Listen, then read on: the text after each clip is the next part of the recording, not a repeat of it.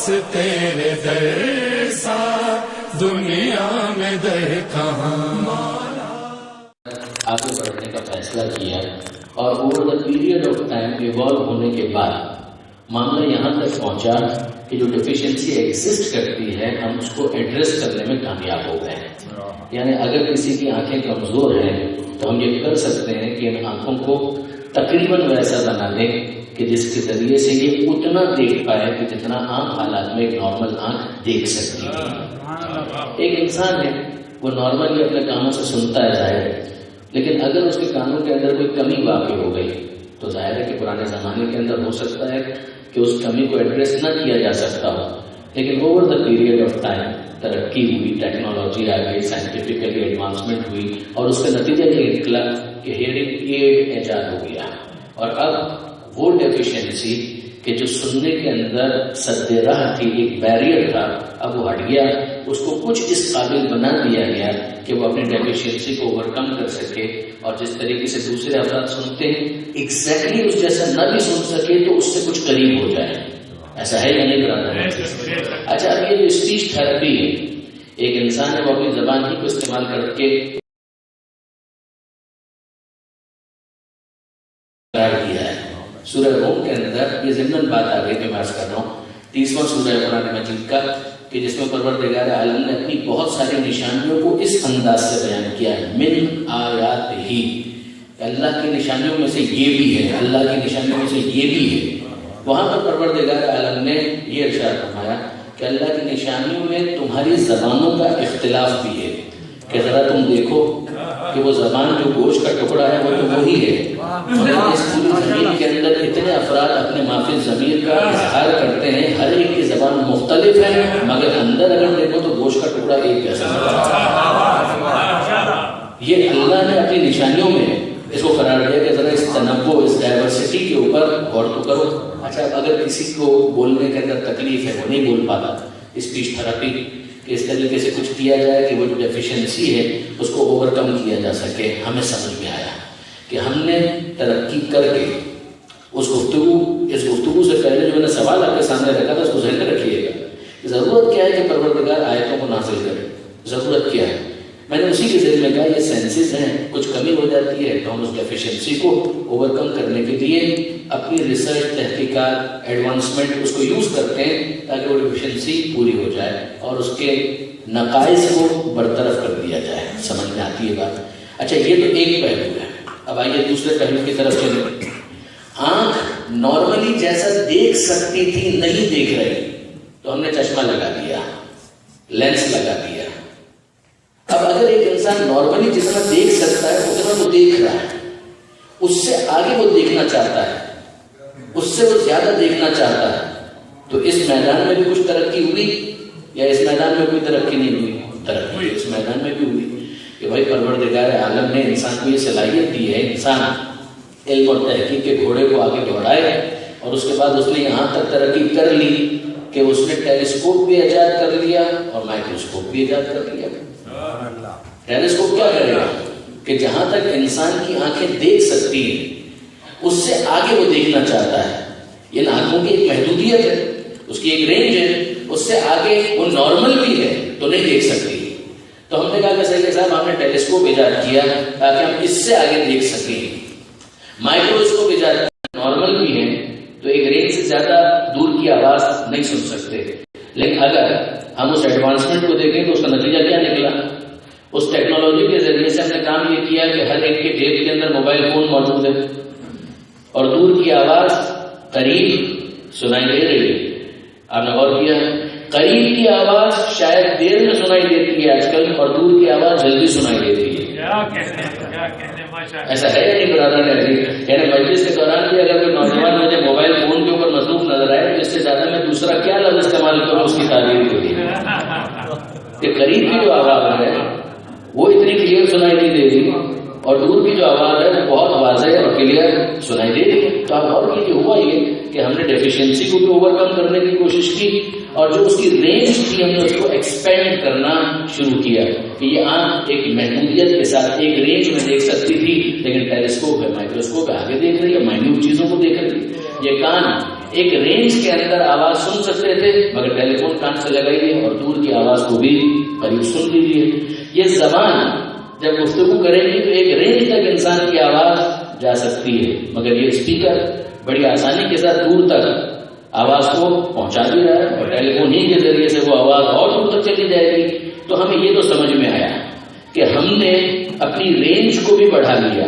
اب میرا سوال صرف اتنا ہے، یہ رینج کو تو ہم نے بڑھایا ہے تو اب یہ آنکھیں جہاں تک دیکھ سکتی ہیں، ٹیلیسکوپ جتنی پاورفل ہو اور جتنی پاورفل ٹیلیسکوپ بن جائے گی اس کے بعد ان آنکھوں کی رینج بڑھے گی یا لامحدود ہو جائے گی؟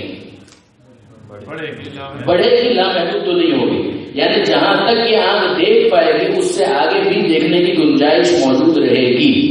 جہاں تک کی آواز ہم سن رہے ہیں اس سے آگے کی آواز سننے کی گنجائش بھی موجود رہے گی. میں اپنے نوجوان دوستوں سے پوچھتا ہوں مجھے اس ٹیلیسکوپ کے بارے میں بتائیے کہ جس کو میں اپنی آنکھوں سے مس کروں اور لوح محفوظ کی تحریر مجھے نظر آنا شروع ہو. مجھے اس ٹیلیسکوپ کے بارے میں بتائیے کہ جس کو اگر میں یوز کروں تو لوح محفوظ پر لکھی ہوئی تحریر مجھے نظر آنا شروع ہو جائے. مجھے اس ہیئرنگ ایڈ کے بارے میں بتائیے، مجھے اس فون کے بارے میں بتائیے کہ جس کو اگر میں کان سے لگاؤں تو مجھے وہی کی آواز آنا شروع ہو جائے. تو نہ ایسی کوئی ٹیلیسکوپ ہے، نہ ایسا کوئی ہیئرنگ ایڈ ہے، نہ ایسا کوئی فون ہے. وہ جس کو پروردگار اس کام کے لیے منتخب کرتا ہے اسی کا نام نبی اور رسول. سبحان اللہ، سبحان اللہ، اللہ اکبر.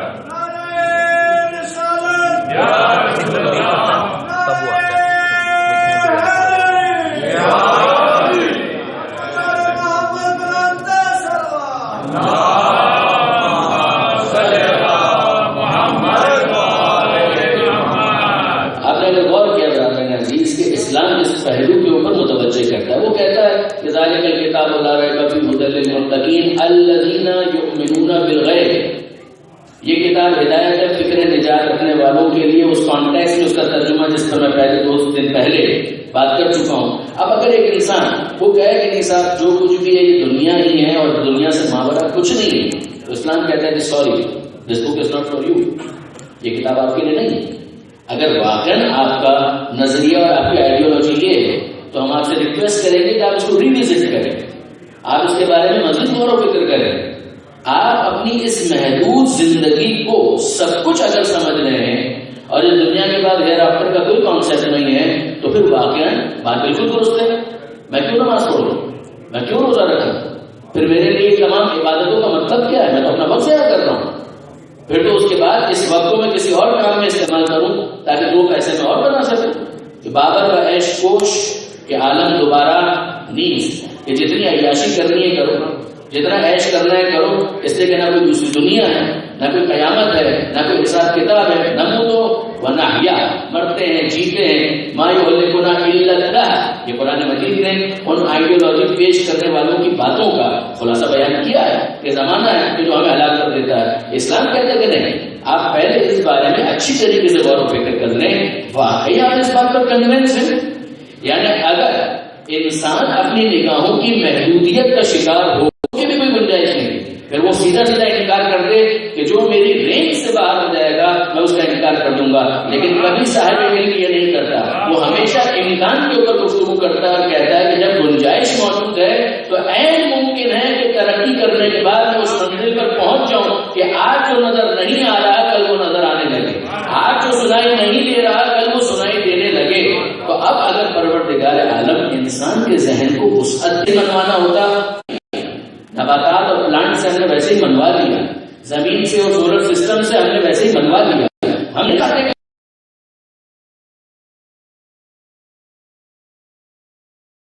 یہیں پر میں عرض کروں اپنے جس زمانے میں پہلی مرتبہ ایڈیسن نے بلب بنایا ہوگا تو وہ بھی معجزہ ہی لگتا ہوگا. کہہ دو یہ بات انصاف کی کہ جب پہلی مرتبہ بلب آیا ہوگا تو لگا تو وہ بھی معجزہ ہوگا. پہلی مرتبہ جب فون آیا ہوگا تو وہ بھی معجزہ لگتا ہوگا. تو اس میں اور معجزے میں کیا فرق ہے؟ پہلی بار ایڈیسن نے دعوی نبوت کیا، ایڈیسن نے دعوی نبوت کیا، فون بنانے والے نے کوئی دعوی رسالت کیا، نہ انہوں نے دعویٰ کیا. اچھا اب اس کے بعد آئیے دوسری چیز, آپ اس لفظ معجزے پر غور تو کریں. معجزے کا مطلب ہے عاجز کر دینے والا فعل, وہ فعل جس کو وہ کرنے والا پیش کر. عصا پھینکا, اجدہ بن گیا. ممکن ہے کہ آج بھی کسی میوزیم کے اندر آپ کو وہ عصا مل جائے, مگر آپ اس کو پھینکیں گے تو وہ اجدہ نہیں بنے گا. اگر کوئی اس میوزیم میں جائے, اٹھائے اور اس کو پھینکے تو وہ اجدہ نہیں بنے گا. امام خمینی رحمۃ اللہ علیہ نے بڑی پیاری بات ایک جگہ کہی تھی کہ معاملہ صرف عصا کا نہیں ہے, موسیٰ کا ہاتھ بھی ضروری ہے. معاملہ صرف عصا کا نہیں ہے, موسیٰ کا ہاتھ بھی ضروری ہے. اسی طریقے سے برادران عزیز, ذوالفقار اگر کسی کے ہاتھ میں آ جائے تو وہ اثر نہیں ہوگا, علی کا ہاتھ بھی ضروری ہے.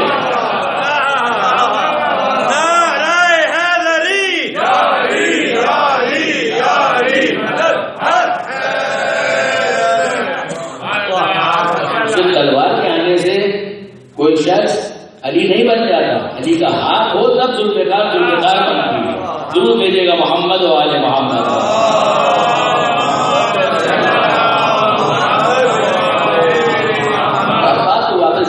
اس کی طرف غور کریں کہ یہ آیتیں اس لیے ضروری ہیں کہ ان کے ذریعے سے اس کام کا آغاز تو ہو سکے, ورنہ برادران عزیز حجت کیسے تمام ہوگی. یہ ذہن میں رکھیے گا, میں نے پہلے بھی عرض کیا تھا کہ پہلے مرحلے میں اس سلیبس کو اناؤنس کیا جا رہا ہے کہ یتلو علیہم آیاتہ. دیکھو یہ آیتیں ان کے درمیان تلاوت کرتا ہے, یہ بتاتا ہے کہ یہ آیتیں ہیں کہ جو مجھ پر نازل ہو رہی ہیں.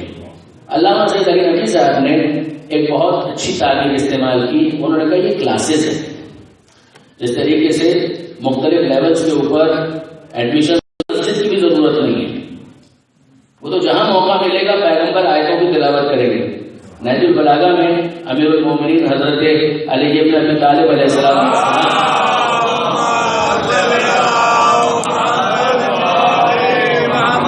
مولا کی تعبیر ہے پیغمبر اکرم کے بارے میں. یہ واقعہ علی کو حق ہے کہ وہ بتائیں کہ پیغمبر کا معاملہ کیا تھا. یہ مولا کا جملہ ہے خود اپنے بارے میں, اور اس کے بعد پھر پیغمبر کے بارے میں جملہ میں عرض کرتا ہوں کہ مولا یہ فرماتے ہیں کنت اتبعہ اتباع الفصیل اثر امہ, میں اس طرح سے رسول کے ساتھ تھا جس طرح اونٹنی کا بچہ اپنی ماں کے ساتھ. یہ عرب کی تعبیر ہے انتہائی کلوزنس کو سمجھانے کے لیے.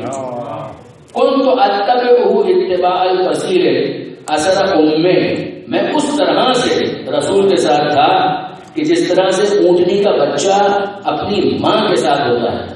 کنت ارا نور النبوہ واشم ریح الرسالہ, میں نبوت کے نور کو دیکھ بھی رہا تھا, رسالت کی خوشبو کو سن بھی رہا تھا.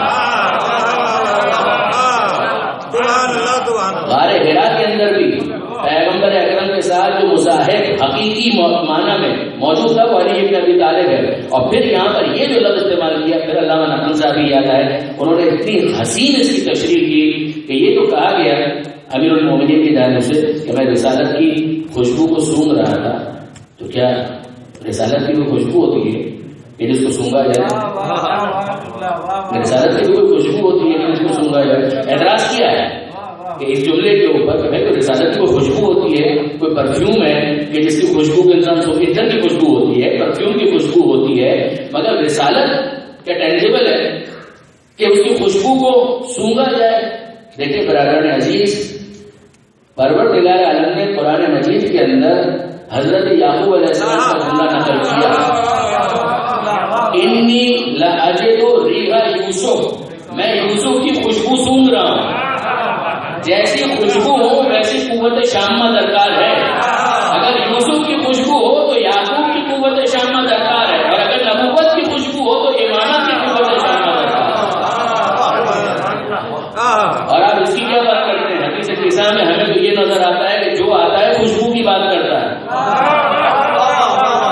اے مادر گرامی, میں آپ کے پاس ان کا رائے حسن کہیے گا, کہنا رائے تو جلدی. حسن علیہ کہتے ہیں میں اپنے جھٹ کی خوشبو سون رہا ہوں, حسین آتے ہیں کہتے ہیں میں اپنے جھٹ کی خوشبو سون رہا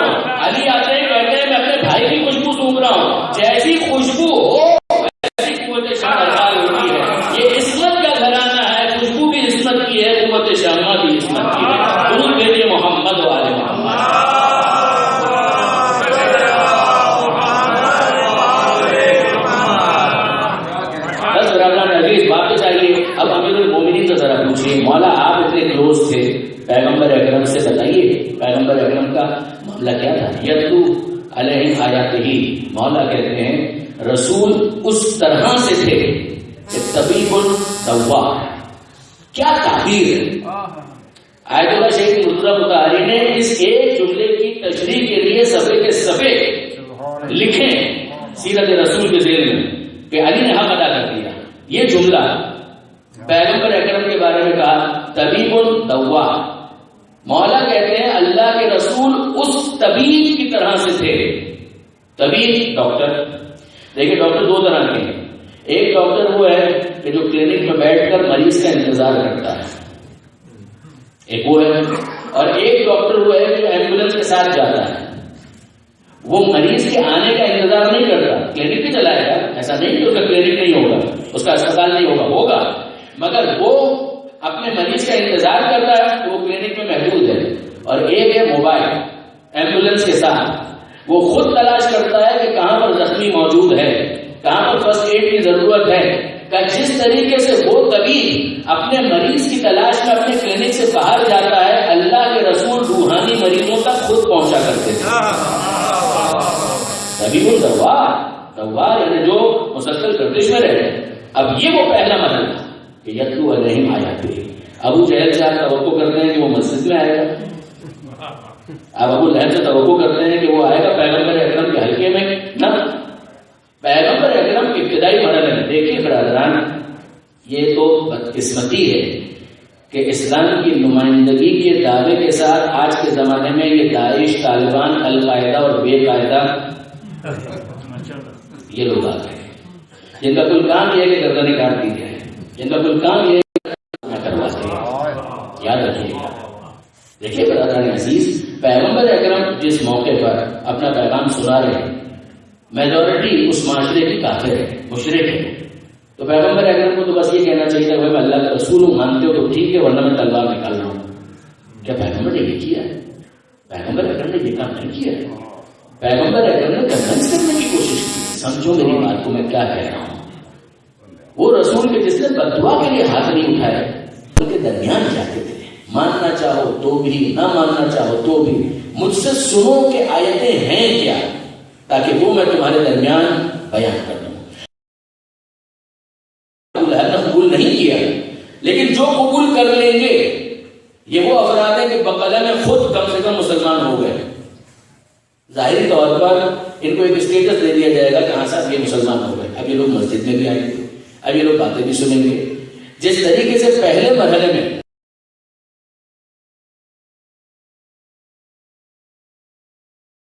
علاج جو ہے وہ ہے تزکیہ نفس کی، جب وہ آ تو گئے ہیں ان کو پاک کیا جائے. اب جو انداز ہوگا یا ایھا الذین آمنو، اے ایمان لانے والو، اے ایمان لانے والو، یعنی وہ کہ جو اپنے طور پر کم سے کم خود کو ظاہری طور پر مسلمان مان رہے ہیں، اب ان کے لیے کہا جائے گا ان الصلاۃ کانت علی المؤمنین کتابا موقوتا. یہ صاحبان ایمان کے اوپر نماز کے فریضے کو رکھا گیا ہے. پروردگار کی طرف سے اعلان ہوگا یا ایھا الذین آمنوا کتب علیکم الصیام، اے ایمان لانے والوں روزہ رکھنا تم پر لازم کر دیا گیا. آپ نے غور فرمایا. اب یہ سیکوینس ہے اور ان تمام باتوں کو الگ الگ کہاں تک بیان کیا جائے؟ جب اس کو بریفلی سمرائز کر کے بیان کیا گیا اطیعوا اللہ اطیعوا الرسول واولی الامر منکم، اطاعت کرو اللہ کی، اطاعت کرو رسول کی، صاحب اطاعت کرو. غور فرمایا آپ نے. یہ پورا بریف ایک کمانڈمنٹ ہمارے سامنے آ رہی ہے کہ اس طریقے سے کرو تاکہ تمہارا نفس بھی پاک ہو جائے. اور پھر اگر تم اس مرحلے سے آگے بڑھو، اسرار، رموز، وہ چیزیں جو مضمر ہیں، چھپی ہوئی ہیں، جن کے اوپر پردہ ہے، اور پھر وہ بھی کھول کھول کر تمہارے سامنے بیان کی جائے گی. لیکن برادران عزیز طے شدہ ہے، طے شدہ ہے. یہ پہلے مرحلے کے ناکام ہیں. کچھ وہ ہیں کہ جنہوں نے آیتوں کو سنا کی منزل پر یا اتنی کامیابی حاصل نہ کر سکے کہ ان کو پروموٹ کیا جا سکے، یہ وہاں پر چھٹ جائیں. یہی ہوتا ہے. یعنی آپ مجھے انصاف سے بتائیے کہ اگر ایک کلاس کے اندر 30 اسٹوڈنٹس ہیں، 30، کیا یہ سب ایک برابر ہوتے ہیں؟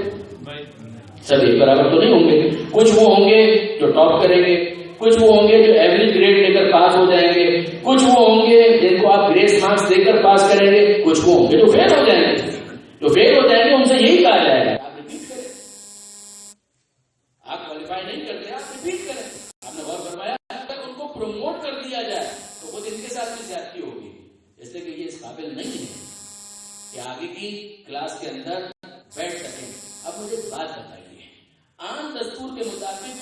یہی نظر آتا ہے کہ اگر ایک کلاس میں 30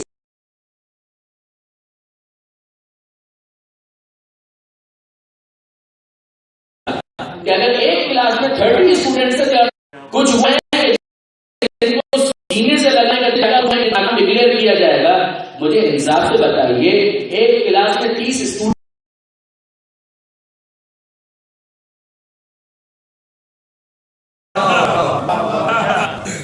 سب کو یہ کام کیا جائے کہ ہماری آبزرویشن یہ کہتی ہے ارے چھوڑیے اس کو، پروردگار عالم سے اگر آپ پوچھیں اور یہ خدا ہی کہا ہے کہ خدا یہ بیان کرے، تیسرے پارے کی پہلی آیت تلک الرسل فضلنا بعضهم علی بعض، خدا کہتا ہے کہ یہ سب رسول ہیں، ان میں سے بھی ہم نے بعض کو بعض فضیلت دی ہے۔ نگاہ قدرت میں سب انبیاء برابر نہیں ہیں، آپ مجھ سے تقاضا کرتے ہیں کہ سارے صحابہ کو برابر مانیں،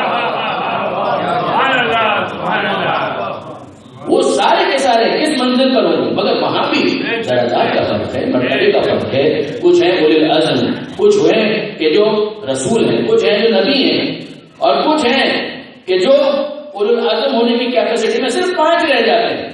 یہ الگ بات ہے کہ عام طور پر اس طرح کا جب نمایاں کوئی عدد آتا ہے تو وہ یا 5 ہوتا ہے یا 12 ہوتا ہے یا 14 ہوتا ہے، محمد واجب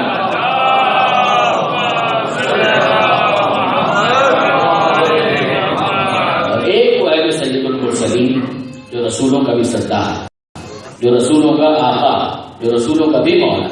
دیکھیے برادران عزیز، میں آپ کی خدمت میں کیا عرض کروں، یہ جو کلاسز کا معاملہ ہے یہ سمجھ میں آنے والا ہے کہ پروردگار عالم نے اس طریقے سے رکھا ہے۔ اب اس کے بعد اس زمانے کے اندر اس طریقے سے تو کاپیاں لے کر امتحان نہیں لیا جاتا، امتحان کا انداز مختلف ہوتا تھا، جس طریقے سے ہر پیپر کے اکارڈنگلی، یعنی ہر سبجیکٹ کے اکارڈنگلی امتحان لیا جاتا ہے۔ اگر آپ پریکٹیکل امتحان لینا چاہتے ہیں تو اس میں صرف آنسر شیٹ تو کام نہیں کرے گی، وہ تھیوری کے امتحان کے لیے ٹھیک ہے، پریکٹیکل امتحان ہوگا تو اس کے اندر لیب کے اندر لے جائیں گے۔ اگر آپ کو کسی اور طرح کے امتحان کی تلاش ہے، مثلا آپ ایتھلیٹکس کے اندر یا گیمز کے اندر یا اسپورٹس کے اندر چیک کرنا چاہتے ہیں کہ کون کہاں پر ہے، تو اب لیب سے بھی معاملہ باہر چلا جائے گا، آپ اس کو گراؤنڈ میں لے جائیں گے، وہاں پر دیکھیں گے، اسیس کریں گے۔ پیغمبر اکرم کے زمانے میں اس طرح سے کاپیاں میں تقسیم نہیں ہوتی کہ کاپیاں دی جائیں، تو پیغمبر اکرم مگر نگاہ رسول ناقد کی نگاہ ہے، نگاہ نقاد پیغمبر اکرم کی ہے، تو ان کو حق تو ہے کہ وہ اسیس کر کے بتائیں کہ کون کہاں پر ہے، کون کس منزل پر ہے۔ دیکھیں میں مولا کی بات نہیں کر رہا، میں دیگر عام صحابہ کرام کی بات کر رہا ہوں۔ اب حالات صحابہ کے اندر کتابیں لکھی گئی ہیں، ان کے اندر آپ کو ملے گی ایک کتاب استیاب علامہ ابن عبد البر، ایک اور کتاب ہے الاصابہ فی معرفت الصحابہ، یہ حافظ ابن حجر کی کتاب ہے۔ اسی طرح سے اسود الغابہ، یہ ابن اسیر جزری کی کتاب ہے۔ بعض کتابیں 1000 صفحے کی ہیں، بعض چند ہزار صفحوں کی کتابیں ہیں جو حالات صحابہ پر لکھی گئی ہیں، اور ان تینوں کتابوں کے اندر آپ کو یہ حدیث ملے گی کہ پیغمبر اکرم کچھ اسیس کر کے ایک رزلٹ ہے جس کو اناؤنس کر رہے ہیں، اور ذرا سنیے۔ پیغمبر اکرم فرماتے ہیں کہ ان الجنۃ لتشتاق الی ثلاثہ، کہ جنت 3 افراد کی مشتاق ہے۔ عام انسان جنت کا مشتاق ہے، جنت ان 3 افراد کی مشتاق ہے۔ یہ کون ہے بھائی، پتا تو چلے۔ پیغمبر اکرم فرماتے ہیں کہ جنت ان 3 افراد کی مشتاق ہے۔ اچھا سنیے ایک اور آیت میں سنیے، پہلے سورہ توبہ کی آیت ہے، ان اللہ اشتری من المؤمنین انفسهم واموالهم بان لهم الجنہ یقاتلون فی سبیل اللہ یقتلون ویقتلون، اللہ نے خرید لیا مومنین سے ان کی جان کو، ان کے نفس کو خرید لیا۔ ان اللہ اشتری، یقیناً اللہ نے خرید لیا۔ کس سے خرید لیا؟ من المؤمنین، مومنین سے خرید لیا۔ کس چیز کو خرید لیا؟ انفسهم، ان کی جان، ان کے نفس کو خرید لیا۔ کس چیز کے عوض خرید لیا؟ بأن لهم الجنہ، جنت کے عوض خرید لیا، یعنی جنت دی اور ان کی جان خرید لی۔ ایک سوال تو بنتا ہے، اگر کوئی مومن یہ کہے کہ ہم نے بیچا تھا تو اس نے خرید لی ہے، دیکھیے برادران عزیز، سیدھی سی بات ہے نا، اگر آپ مثال کے طور پر آپ کو گاڑی پسند آ گئی کسی کی اور آپ کہیں میں نے خرید لی ہے، ارے بھائی اس نے بیچا ہے، اس سے پوچھو بھی تو صحیح کہ اس نے بیچا ہے یا آپ نے اپنی طرف سے خرید لیا۔ اگر آپ کو کوئی مکان پسند آ گیا اور آپ نے کہا میں نے خرید لیا تو زبردستی ہے۔ جس کا مکان ہے اس سے بھی تو پوچھو کہ وہ بیچنا بھی چاہتا ہے یا نہیں۔ اگر پروپوزل ہے تو ایکسیپٹنس کی بات ہوگی، ایسا تو نہیں ہوگا کہ پروپوزل ہی نہیں آیا ہے اور اس کو ایکسیپٹ کر لیا گیا۔ ایجاب اور قبول دو طرفہ ہوتا ہے۔ اب آپ غور فرمائیے، پروردگار عالم کہتا ہے ہم نے تو خرید لیا۔ علامہ سید علی نقوی صاحب نے اس کو بھی ایکسپلین کیا، انہوں نے کہا یہ معاملہ بالکل صحیح ہے، یہ سوال اعتراض بالکل بجا ہے۔ اگر پروردگار عالم نے یہ کہا ہوتا کہ میں نے لوگوں سے ان کی جان کو خرید لیا، پروردگار نے یہ نہیں کہا، پروردگار نے کہا میں نے مومنین سے ان کی جان کو خرید لیا، میں نے صاحبان ایمان سے ان کی جان کو خرید لیا۔ یعنی جو صاحب ایمان نہیں ہے میں اس کو خرید سکتا، مگر صاحب ایمان ہے جب وہ ایمان کا اعلان کر رہا تھا، وہ ایمان کا اعلان نہیں کر رہا تھا، وہ اپنی جان کو فروغ کرنے کا ایک پروپوزل لے کر آیا تھا، ہم اس کو رسپونڈ کر رہے ہیں کہ ہم نے خرید لیا۔ مگر اتنا ضرور ہے کہ یہاں جو پروردگار عالم نے کہا کہ ہم نے خرید لیا، اللہ نے خرید لیا، اشترا، یہ مومنین کی جان کی بات ہو رہی ہے، یہ امیر المومنین کی بات نہیں ہو رہی ہے۔ مولا کا جملہ کیا ہے سنیں گے؟ مولا یہ فرماتے ہیں تمہاری جان کی کم سے کم قیمت۔ چیز پڑھا کرتے تھے کہ ایک ہوتا ہے بریک ایون، کہ اگر اس کے اوپر بیچا تو اس کا مطلب یہ ہے کہ فائدہ تو نہیں کیا مگر نقصان بھی نہیں اٹھایا، اس سے اگر کم میں بیچ دیا تو نقصان ہے۔ اچھا آپ بریک ایون پر بھی اگر بیچتے ہیں تو اکنامکس سے ایک کانسیپٹ ہے اپارچونٹی کاسٹ کا، ٹائم تو لگا ہے میرا گیٹنگ انگیج، اس کام کو کرنے میں میرا ٹائم تو لگا ہے، اگر میں یہ کام نہ کرتا تو کوئی دوسرا کام کرتا، وہاں پہ کچھ بنا لیتا، آپ نے ایک اپارچونٹی کاسٹ اس کو بھی آپ مائنس کر دیں، سٹرس پیرس میں چلے جائیں، ابھی ادھر آ جائیے کہ صاحب ٹھیک ہے جتنے کا پڑا اتنے کا بیچا، فائدہ نہیں بھی کیا تو نقصان تو نہیں اٹھایا، یہ تو ہے بالکل صحیح ہے۔ لیکن اگر اس سے بھی کم میں بیچ دیا تو نقصان ہے۔ مولا کیا کہے؟ مولا یہ نہیں کہے کہ تمہاری جان کی زیادہ سے زیادہ قیمت یہ ہے۔ پانچویں امام سے کسی نے سوال کیا، انداز وہ ہے کہ جس سے اندازہ ہوتا ہے کہ یہ تنزن سوال کیا گیا۔ پانچویں امام سے کسی نے پوچھا فرزند رسول یہ بتائیے پیغمبر اکرم کے بعد علی کا کتنوں نے ساتھ دیا؟ پیغمبر کے وفات کے بعد علی کا کتنوں نے ساتھ دیا؟ تو پانچویں امام نے اس کا جواب دینے کے بجائے ایک سوال کیا، سنیے گا۔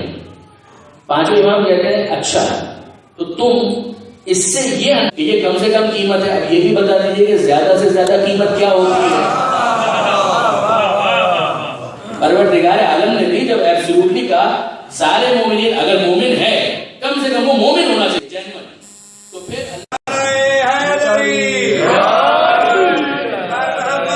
محمد بلندر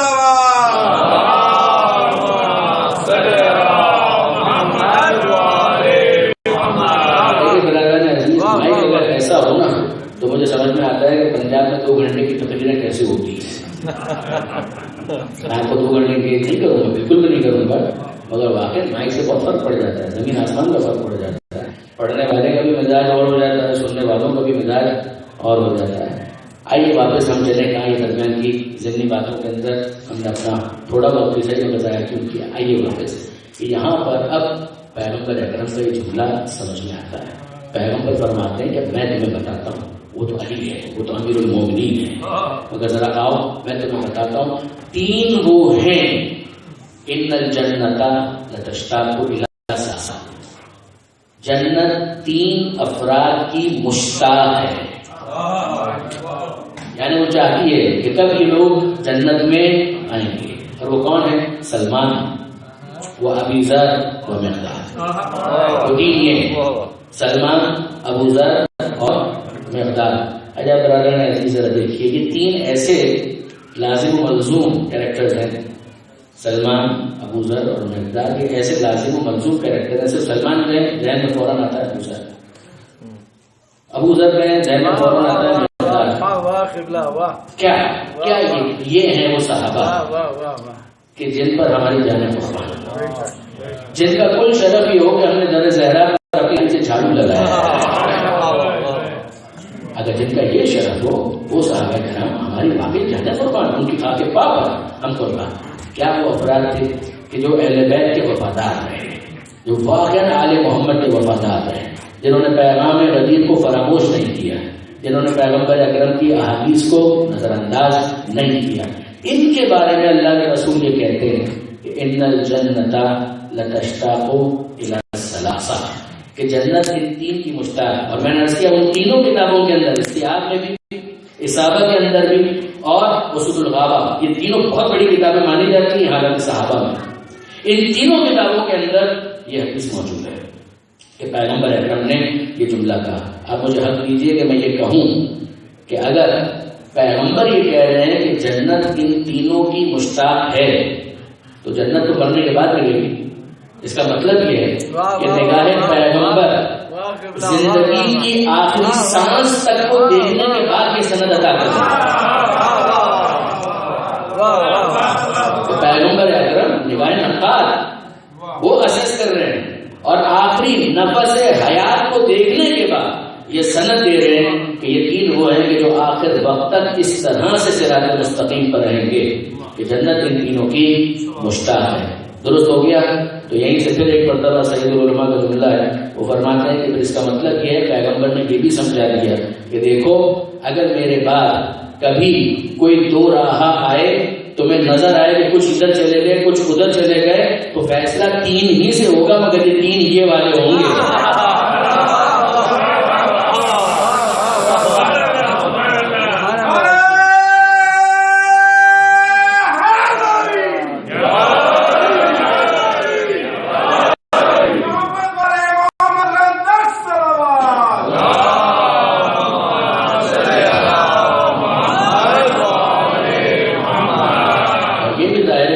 سمجھانے کے لیے، ورنہ کسی کے وجود سے علی کی حقانیت کو ثابت کرنا شیعت نہیں ہے، یاد رکھیے۔ سبحان اللہ، سبحان اللہ، یہ تو منزل جلال پر اگر کسی سے بحث ہو جائے تو ہم یہ کہیں کہ یہ بھی تو صحابی ہیں اور یہ بھی تو صحابی ہیں اور یہ بھی تو صحابی ہیں، درست ہے، لیکن یاد رکھیے اگر آپ شیعت کا مزاج پوچھتے ہیں تو شیعت کا مزاج یہ نہیں ہے کہ کتنے علی کے ساتھ ہیں، علی حق ہے، کوئی علی کے ساتھ ہے تو بھی اور اگر نہیں ہے تو بھی، جس کے بارے میں پیغمبر نے دعا یہ مانگی ہو کہ اے پروردگار، صرف اتنا نہیں کہا، پہلے جملہ یہ الحق مع علی وعلی مع الحق، حق علی کے ساتھ ہے اور علی حق کے ساتھ ہے، نہیں، آگے کا جو جملہ ہے اے پروردگار حق کو وہاں پھیر دے جہاں علی پھر جائے، یہ جملہ یہ بلاغت پیغمبر ہے، یہ پیغمبر اکرم کی فصاحت ہے، ایلوکوینس ہے۔ دیکھیے برادران عزیز، بات آگے جو میں علی ہے، علی ہے، ساتھ دو تو علی ہے، ساتھ نہ دو تو علی ہے، جس کے قبضہ قدرت کائنات نے رکھی ہو گھوڑوں کا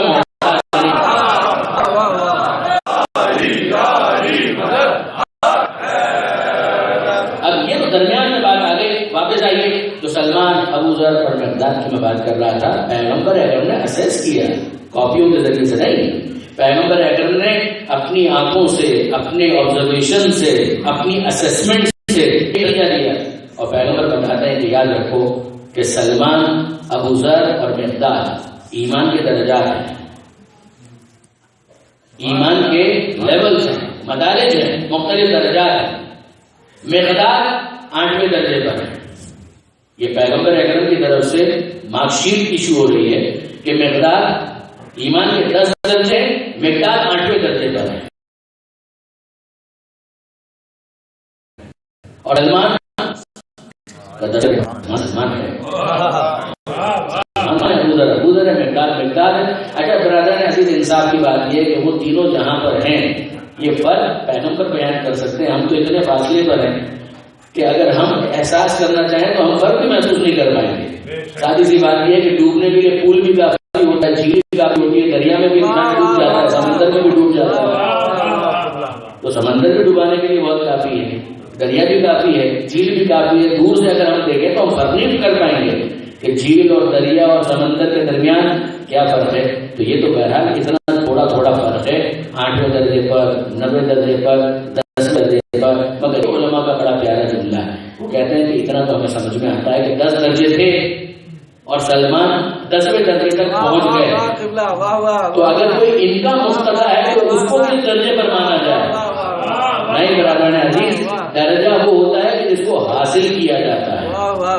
درجہ وہ ہوتا ہے کہ جس کو حاصل کیا جاتا ہے. یعنی پہلے وہ نہیں تھا اور اب اس درجے پر آیا ہے. تو ہمیں سمجھنا ہوگا کہ مقدار ہے 8ویں درجے پر، ابو ذر ہے 90 درجے پر، سلمان ہے 10ویں درجے پر، اور جو ان کا امام ہوگا وہ درجوں سے بے نیاز ہوگا، اسے کل ایمان کا.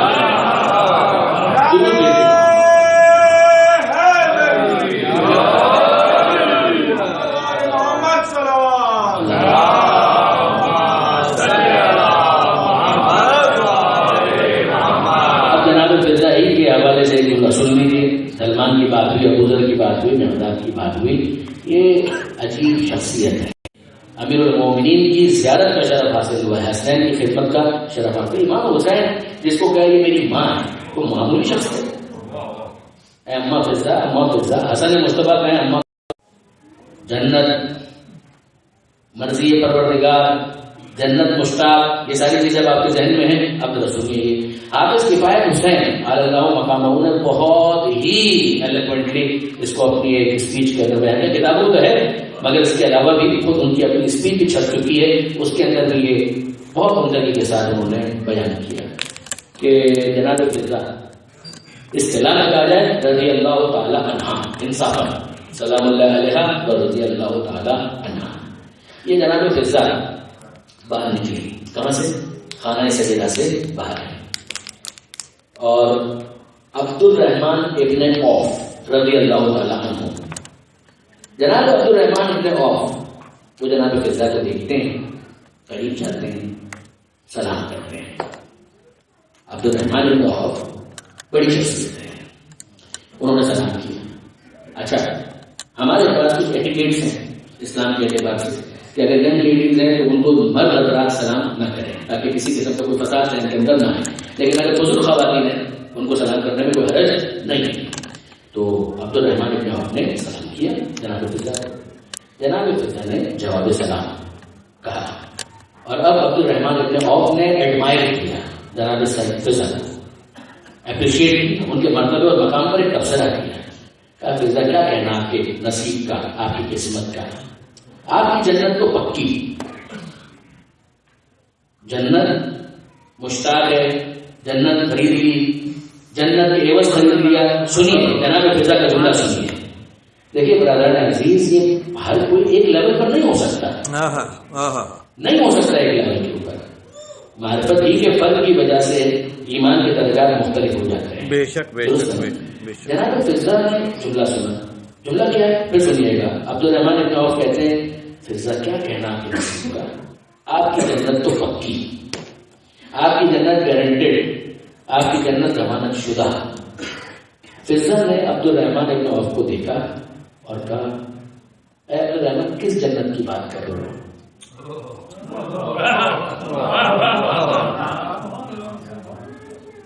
ہم اور آپ نہیں کہہ پائیں گے. فضا کو سوٹ کر رہا ہے کہ وہ یہ جملہ کہیں اور بجا بھی آ رہی ہے. جناب فضا کہتی ہے کہ عبد الرحمن یہ بتاؤ کس جنت کی بات کر رہے ہو؟ عبد الرحمن چٹپٹا گیا. انہوں نے کہا کہ فضا یعنی آپ واقف نہیں، میں کس جنت کی بات کر رہا ہوں آپ نہیں جانتے؟ کہا نہیں، کس جنت کی بات کر رہے ہو؟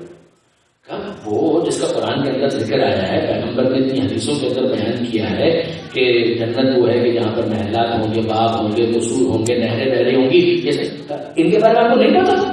یعنی عبد الرحمن اسٹیٹ آف شاک. کیسے ہو سکتا ہے؟ فضا مت بھولیے گا یہ بیوی وہ ہے کہ جس نے کربلا کے بعد گفتگو کی ہے قرآن کی آیتوں کے ذریعے سے. مذاق نہیں ہے جناب فضا. بہار الانوار کے اندر علامہ مجلسی نے ان آیتوں کو جمع کیا ہے جو رپورٹ ہو سکی کہ جن کو جناب فضا نے استعمال کیا تھا اپنی گفتگو کے لیے. یہ جناب عبد الرحمن ابن عوف ڈائجسٹ ہی نہیں کر پا رہے کہ فضا یہ کہہ رہی ہے کس جنت کی بات کر رہے. عبد الرحمن ابن عوف کہتے ہیں بیوی وہی جنت جس کا تذکرہ قرآن میں آیا ہے، یہ اس کی صفات بیان ہوئی، آپ نہیں جانتے؟ نہیں، میں نہیں جانتی.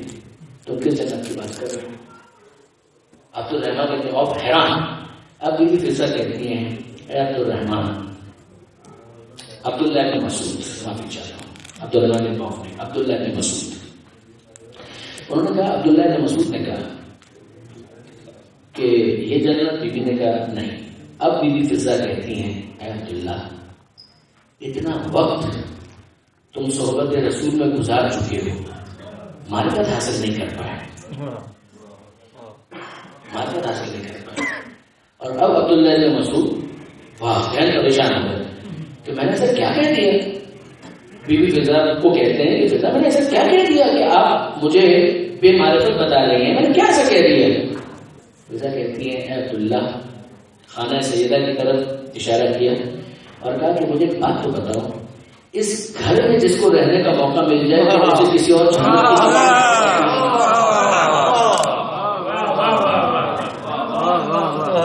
یہ گھر اگر اس میں کسی کو رہنے کا موقع مل جائے تو کیا اس کو بھی کسی جنت کی تمنا ہو سکے مل جائے, ٹھیک ہے, مگر اس وقت جہاں پر جاؤں ذرا سوچو تو صحیح میں کہاں پر ہوں. اچھا اب واقعا اگر آپ غور کریں برادران عزیز, جناب فضا جسٹیفائی کرتی ہیں, وہ کہتی ہیں کہ مجھے ایک بات بتاؤ, جنت میں کیا ہو, ہم لوگ جب دعا مانگتے تو کیا مانگتے ہیں, اے پروردگار فلاں مرحوم کا انتقال ہو گیا اسے جنت دے دے, صرف اتنی دعا نہیں مانگتے. ہماری دعا صرف اتنی نہیں ہوتی, ہماری دعا یہ ہوتی ہے پروردگار مرحوم کو جنت میں جوار معصومین میں جگہ دے دے. دیکھیں برادر, یہ دعا ہوتی ہے ہماری مرحوم کے بارے میں, اے پروردگار فلاں مرحوم کا انتقال ہو گیا, انہیں جنت میں جوار معصومین میں جگہ عطا فرما. جوار کس کو کہتے ہیں, نیبرہڈ, نیبرہڈ میں جگہ عطا فرما, یعنی جہاں پر معصومین کا گھر ہو اس کے برابر میں کہیں جگہ مل جائے تو ہم یہ سمجھیں گے کہ جنت کے علاوہ نور علی نور, صرف جنت نہیں, جنت میں جوار معصومین. ارے وہ مرحوم ہے کہ جس کے لیے ہم دعا مانگتے ہیں کہ شاید اسے جنت میں جوار معصومین مل جائے. فضا وہ ہے کہ جسے اس دنیا کے اندر جوار نہیں معصومہ کے گھر میں جگہ گھر میں جگہ جس کو مل چکی ہو. اور اب جناب فضا کہتے ہیں اس گھر میں میرا مرتبہ اور مقام تو جانو کہ کیا ہے, میں یہاں کے خادمہ ہوں, مگر ذرا سوچو کہ ہوتا کیا ہے کہ جب صبح کو میں اٹھتی ہوں تو دو شہزادے حسن اور حسین, کون, جوانان جنت کے سردار. یہ دو کون ہیں, جوانان جنت کے سردار. علی کون ہے, قسیم النار والجنہ, جنت اور جہنم کو تقسیم کرنے والے. زہرا کون ہے, سیدۃ النساء اہل الجنہ, جنت کی عورتوں کی سردار یہاں ہے. جنت کے شہزادے یہاں ہیں, جنت کو بانٹنے والا یہاں ہے. میرا مرتبہ تو جانو, جب میں صبح اٹھتی ہوں وہ جنت کے نوجوانوں کے سردار مجھے آ کر سلام کرتے ہیں, اماں فضا ہمارا سلام کرتے ہیں. وہ جو جنت اور جہنم کو تقسیم کرنے والا ہے وہ کہتا ہے بہن فضا میرا سلام قبول کرو. اور جنت کی جو مالکہ ہے, جنت کی عورتوں کی سردار ہے, وہ مجھے سینے سے لگا کر کہتی ہے اے بہن فضا میرا سلام قبول کرو. اسے اس دنیا کے اندر یہ گھر مل جائے اسے ہر چیز کی تمنا ہو سکتی ہے, جنت کی تمنا نہیں ہو. بس عزیز میں نے آپ کو زحمت دی, حسن مصطفیٰ کا بھی ذکر آ گیا, حسین کا بھی ذکر آیا, علی کا بھی ذکر آیا, زہرا کا بھی ذکر آیا. ہم اپنے مرحومین کے لیے انہیں کا وسیلہ دیتے ہیں, اپنے لیے انہیں کا وسیلہ دیتے ہیں, بیماروں کی شفا کے لیے انہیں کا وسیلہ دیتے ہیں. ایک مومن نے گزارش کی تھی کہ کسی مومنہ کی بیماری کی وجہ سے دعا کی جائے پروردگار تمام بیماروں کو, بیمار کربلا کے صدقے میں, حسن مصطفیٰ کے صدقے میں, حسین شہید کربلا کے صدقے میں, اور آج اس کا ذکر کرنا ہے قاسم ابن حسن کے صدقے میں, خدا سے عطا فرمائے. بس برادران عزیز میں آپ کو کیا زحمت دوں, مگر اتنا تو ہے کہ وہ یتیم حسن اس کی معرفت کا اندازہ کریں, جو 12-13 سال کا بچہ ہے. 12-13 سال کے بچے ہی تو ہوتے ہیں, 12-13 سال کا بچہ ہے, وہ کیا کہہ رہا ہے. جب حسین مظلوم کے پاس وہ آئے ہیں اور یہ سوال کیا ہے کہ کل کے شہید ہونے والوں میں میرا نام ہے, نادران عزیز چلیے تھوڑا پیچھے سے چلیں. آپ لوگوں کے ذہن کے اندر ہوگا یہ تو یاد دہانی ہے نا, یہ تو ذکر ہے. جب حسن مصطفیٰ 28 سفر کو دنیا سے جا رہے تھے، جگہ کے ٹکڑے کٹ کر کے دے رہے تھے، تو ایک جملہ حسین سے کہا تھا. جب حسین قریب آئے تھے، سر پر امامہ نہیں تھا، پیروں میں نالے نہیں تھی. میں اللہ بنی حافظ خدا مدینہ منورہ آپ سب کو لے جائے اور سب کو نصیب کرے وہ زیارت. میں اللہ بنی حافظ میں امام حسین کا گھر، امام حسن کا گھر قریب تھا، بالکل برابر میں. مگر جب حسین کی شہادت کا مرحلہ قریب آیا اور زہر کا اثر ظاہر ہوا، حسین اس طرح سے پہنچے ہیں کہ سر پر امامہ نہیں تھا، پیروں میں نالے نہیں تھے، اور سوال کیا اے بھائی حسن یہ کیا ہو گیا؟ جگر کے ٹکڑے کٹ کٹ کے نظر آ رہے گرتے ہوئے لگن کر. حسن نے کہا بھیا جو بھی ہوا بہت کم ہوا، جو تمہارے ساتھ ہونے والا ہے ویسا کسی کے ساتھ نہیں ہوگا. یوم عبداللہ، وہ دن تو کسی پر نہیں آئے گا جو تم پر آئے گا. یہ جملہ جو حسین نے کہا. ایک جملہ جناب فروا سے بھی کہا.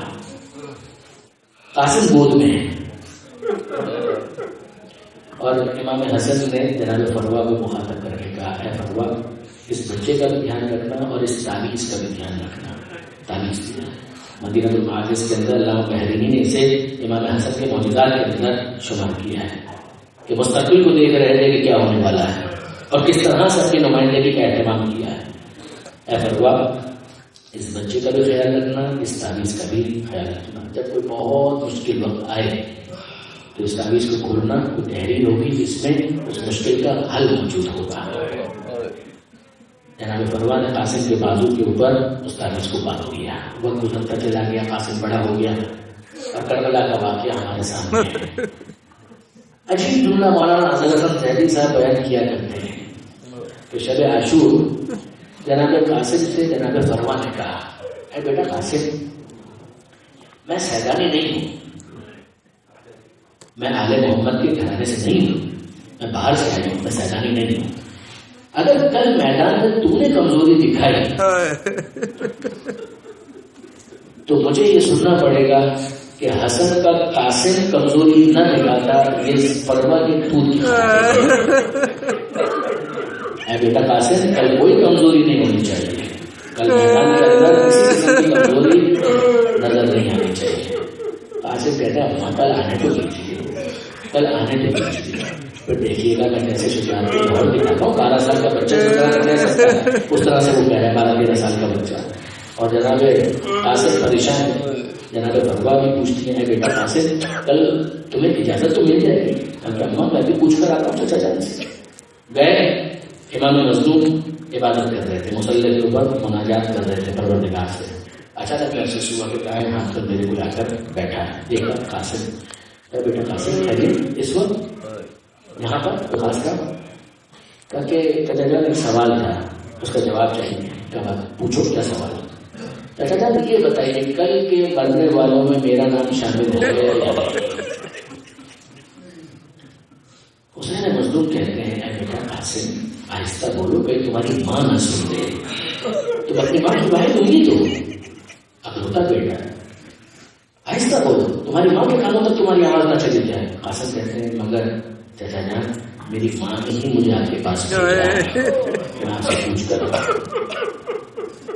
حسین کہتے ہیں اے بیٹا کل مرنے کی بات کر لو، ایک بات تو بتاؤ، کل کی موت تک تمہارے خاندان اہل بیت کے بچوں کی تربیت کو آپ دیکھیے. احلى من العسل، موت وہ تو شہد سے زیادہ میٹھی ہے. قاسم پھر کہتے ہیں چچا جان آپ نے جواب تو نہیں دیا، مجھے بتائیے کل مرنے والوں میں میرا نام شامل ہے یا نہیں. اب حسین کہتے ہیں بیٹا قاسم تم اپنے بارے میں کیا پوچھتے ہو؟ کل کے مرنے والوں میں تمہارا چھوٹا بھائی علی اصغر بھی شامل ہے. قاسم اپنے بارے میں پوچھنے آئے تھے، علی اصغر کا ذکر سنا، لڑائی ہوئی، بندے کبر ٹوٹنے لگے اور کہنے لگے اے چچا جان اصغر تو اتنا چھوٹا ہے اپنے پیروں سے چل کر تو جا نہیں سکتا، کیا یہ بے حیا فوج ہمارے خیموں میں آئے گی؟ حسین مظلوم نے دلاسا دیا، تسلی نہیں کہ قاسم اصغر کو اپنے ہاتھوں پر لے کر اے قاسم، اے حسن کے غیرت دار قاسم، آپ سوچ کر پریشان ہو گئے کہ یہ بے حیا فوج خیموں تک دیکھیے یہ فوج خیموں تک آئی، خیموں کو آگ ہی لگایا اور وہ چادریں چھینی بھی گئی. اگلا دن آ گیا، اب پھر علامہ سید علی نقوی صاحب ہوتا ہے بہت ہی اہم تجزیہ ہے فقہی اعتبار سے بھی کہ رات کو حسین نے جو کہا تھا وہ تو کہا تھا اپنے علم کی بنیاد پر کہ معلوم ہے کہ میرے ساتھ کون کون شہید ہونے والا ہے. اگلا دن آ گیا اور جناب قاسم آ کر کہتے ہیں چچا جان مجھے بھی پڑھنے کی اجازت دیجیے. حسین منع کرتے ہیں, انکار کرتے ہیں. 1 مرتبہ 2 مرتبہ 3 مرتبہ کئی مرتبہ. ادھر سے جناب فروہ ناراض ہو رہے ہیں, اولاد عقیل کی لاشیں آ گئے, اولاد جعفر کی لاشیں آ گئے, اونو محمد کی لاشیں آ گئی. جناب فروہ کہتے ہیں بیٹا قاسم تو مجھے کتنا شرمندہ کروا رہا ہے, بی بی زینب کے سامنے تو مجھے شرمندہ کر رہا ہے. قاسم کہتا ہے کیا کرنا, صبح سے پوچھ رہا ہوں. قاسم پریشان ہے, رات کو مجھے کہا اور اب اجازت نہیں دے رہے. وجہ کیا ہے, وجہ کیا ہے؟ میں نے عرض کیا وہ علم کی بنیاد پر. اور اس وقت یہ بچہ یتیم ہے. یتیم کا ولی یا تو باپ ہو, باپ نہیں ہے تو دادا ہو, اگر دادا نہیں ہے تو حاکم شرع. تو امام وقت سے بڑھ کر تو کوئی وارث نہیں ہو سکتا. مگر وہ حسین جس نے سب سے بیعت کو اٹھا لیا تھا وہ اپنے بھتیجے کے اوپر یہ حق کیوں استعمال کر رہے ہیں؟ لہٰذا اس موقع پر اجازت نہیں دیتے. مگر وہ وقت آیا جب جناب قاسم جناب فروہ کے سامنے بار بار اصرار کرے اماں مجھے اجازت نہیں ملتی, اماں مجھے اجازت نہیں ملتی. تو آپ کو یاد آیا کہ میرے شوہر نے یہی تو کہا تھا کہ جب انتہائی مشکل وقت آ جائے تو اس تعویذ کو کھول کر دیکھ لینا. اس سے زیادہ مشکل وقت کیا ہو سکتا ہے کہ میرے قاسم کو مرنے کی اجازت نہیں ملتی. یہ کربلا کی مائیں ہیں. یہ سب سے بڑا مشکل وقت ہے کہ میرے قاسم کو شہادت کی اجازت نہیں مل رہی. قاسم کو کہا بیٹا ذرا اس تعویذ کو کھولو اور دیکھو اس میں کیا لکھا ہوا ہے. قاسم نے تعویذ کو کھولا, اپنے بابا کی تحریر نظر آئی. اے بیٹا قاسم یہ تحریر تم اس وقت پڑھو گے جب کربلا میں تمہارا چچا گر چکا ہوگا. کربلا میں میں نہیں ہوں گا, لیکن بیٹا قاسم تمہیں میری نمائندگی کرتے ہوئے اپنی جان قربان کرنی ہے. قاسم نے یہ خط پڑھا, خوشی سے نہال ہو گئے. اماں کے پاس آئے, اماں ذرا دیکھیے. جناب فروہ نے خط دیکھا, وہ خوشی سے نہال ہو گئی. اور اب جناب فروہ آئی جناب زینب کے پاس اور کہا کہ بیوی شہزادی اب آپ کو یہ کام کرنا ہوگا. اب تک آقا نے میرے قاسم کو مرنے کی اجازت نہیں دی, مگر ذرا آپ خود دیکھیے اب آپ سفارش کریں گے یا نہیں کریں گے. جناب زینب نے تحریر کو دیکھا, آنکھوں میں آنسو آ گئے. قاسم کا ہاتھ پکڑا اور حسین کے پاس لے کر گئی اور کہنے لگی بھیا میرے قاسم کو مرنے کی اجازت ہے. امام حسین کہتے ہیں زینب تم یہ بات کہہ رہی ہو, یہ بھیا حسن کی نشانی ہے, تم یہ بات کہہ رہے ہو. جناب زینب کہتی ہے ہاں میں یہ بات کہہ رہی ہوں. اور پھر جناب امام مظلوم کے سامنے حسن مصطفیٰ کا وہ خط لا کر رکھ دیا. حسین نے اپنے بڑے بھائی کا خط دیکھا, پڑھا اور اب قاسم سے کہنے لگے کہ علامہ طارق جوہری صاحب کا جملہ کہنے لگے اے بیٹا قاسم تم تو میرے امام کا خط لیا ہے, اب میں تمہیں نہیں روکوں گا, اب میں تمہیں نہیں روکوں گا. جاؤ میدان میں جاؤ اور اپنے بابا کی وصیت پر عمل کرو. جب اجازت ملی ہے تو جناب فروہ کی آواز آئی. آقا کچھ دیر کے لیے قاسم کو ذرا خیمے میں بھیجیے گا. اور اب قاسم خیمے میں گئے, جناب زینب بھی خیمے میں گئی. جناب فروہ نے حسن مصطفیٰ کا امامہ بی بی زینب کے حوالے کیا اور کہا بی بی ذرا امام حسین سے کہیے کہ یہ اپنے ہاتھوں سے قاسم کے سر پر رکھ دیں. حسین مظلوم نے حسن کا امامہ قاسم کے سر پر رکھا. قاسم اتنے چھوٹے تھے کہ خود سے گھوڑے پر سوار نہیں ہو سکے. حسین مظلوم نے گود میں اٹھا کر قاسم کو گھوڑے پر سوار کیا. اور اب جب قاسم میدان میں جانے لگے ہیں مقابلہ کیا. حضرت شامی کے 4 پہلوان بیٹوں کو بھی قتل کیا, خود حضرت شامی کو بھی قتل کیا. مگر عزیزوں مولانا اظہر حسن زیدی کہتے ہیں کہ وہ وقت آیا کہ جب قاسم گھوڑے سے زمین پر آئے ہیں, ہر شخص جب گھوڑے سے گرتا تھا کسی نہ کسی انداز سے پکارتا تھا آقا میری مدد کو آئیے, مولا میری مدد کو آئیے, بابا میری مدد کو آئیے. مگر قاسم اتنے چھوٹے تھے کہ جب گھوڑے سے زمین پر گرے ہیں تو بے اختیار کا اماں میں گر گیا, اپنی ماں کو یاد کیا, اماں میں گر گیا. اور جب حسین نے دور سے دیکھا کہ میرا قاسم زمین پر آ گیا ہے, ایک طرف عباس نے حملہ کیا, ایک طرف حسین نے حملہ کیا, اور وہ فوجیں کہ جو قاسم کے اوپر ٹوٹی ہوئی تھی اور تلواروں سے زخمی کیے جا رہی تھی وہ منتشر ہونا شروع ہوئی. اور اب زمانے کے امام کی فریاد ہے, صاحب زمان کہتے ہیں میرا سلام ہو اس شہید کے اوپر کہ جس کی دائیں طرف کی پسلیاں بائیں طرف. کہتے ہیں قاسم کا لاشا اس قابل نہیں ہے, ماں